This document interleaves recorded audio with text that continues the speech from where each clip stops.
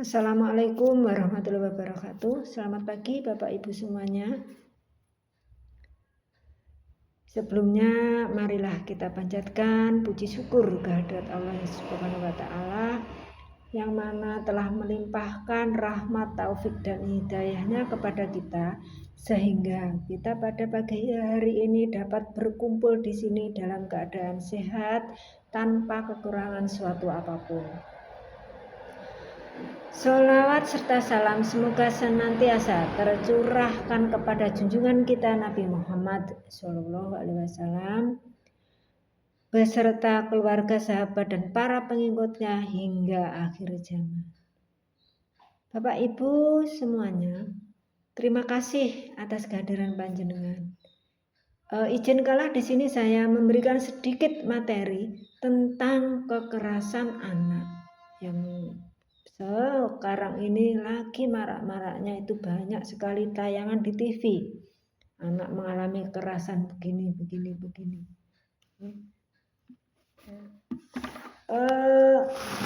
Izinkanlah saya menerangkan sedikit tentang kekerasan anak. Kekerasan terhadap anak adalah setiap perbuatan yang menyebabkan anak itu menderita baik fisiknya, psikologisnya, itu mengalami penderitaan fisik, psikologis, seksual, pelantaran atau perlakuan. Salah satu yang dapat mengganggu tumbuh kembang, kesehatan dan kesejahteraan anak. Kekerasan itu dapat dilakukan oleh siapa saja Bapak Ibu.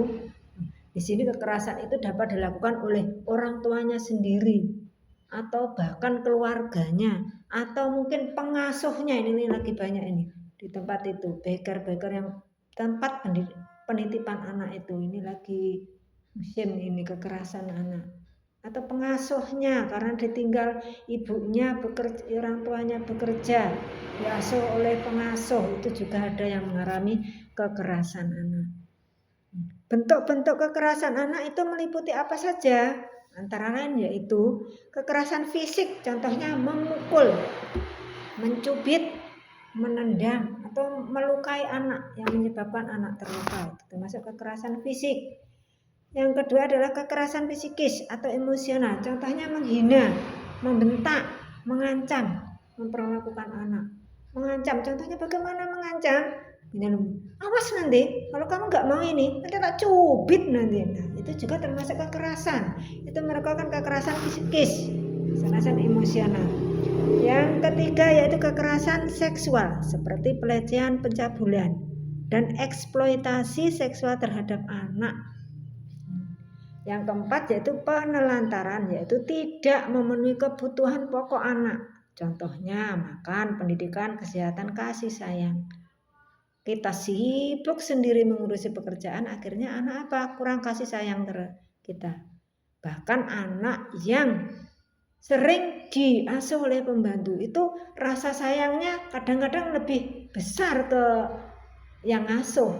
Karena apa? Kita misalkan bekerja dari pagi pulangnya malam. Pagi kadang-kadang anak belum bangun.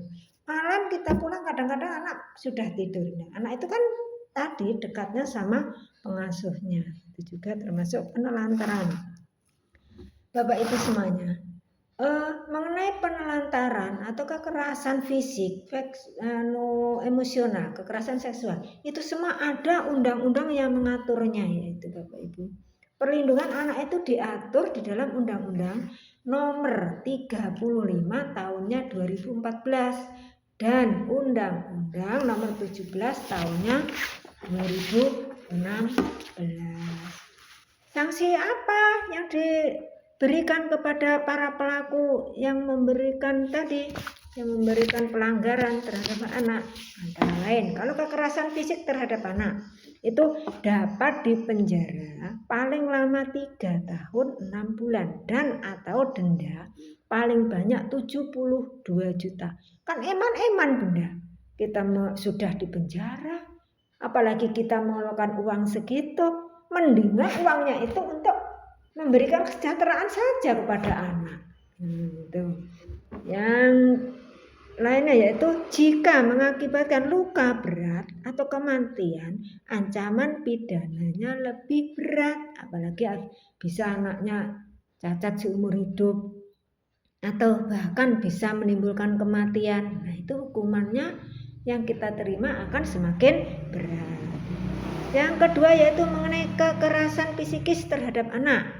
Dapat dipidana penjara paling lama 3 tahun 6 bulan atau dendanya 72 juta.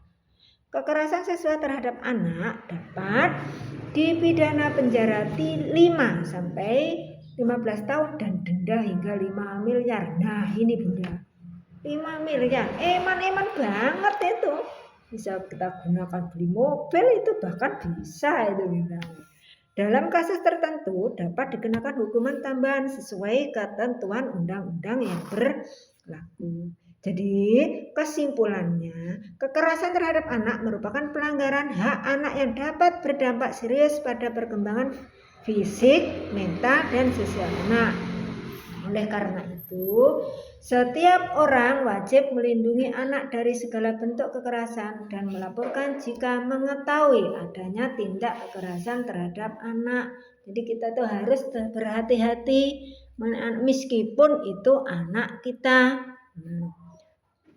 Harus berarti anak merupakan titipan Allah yang harus kita jaga, Bu. Jadi janganlah anak itu, kadang-kadang ada yang mencubit sampai biru, ada yang mencabut itu dicowambuk sampai bintang-bintangnya. Itu kalau jika anak itu mengerti akan haknya dan jika itu dilaporkan, maka kita sendiri akan kena. Karena anak itu tadi tidak mengerti atau belum mengerti dan tidak ada yang melaporkan, kita aman. Itu yang Bunda, sekali lagi titip pesan, mari kita jaga anak kita masing-masing, hindarkan kekerasan terhadap anak, karena anak merupakan titipan yang harus kita jaga, bukan kita sia-siakan ya.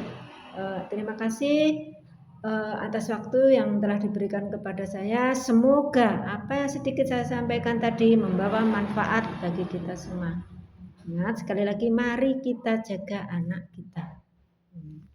Terima kasih. Wassalamualaikum warahmatullahi wabarakatuh.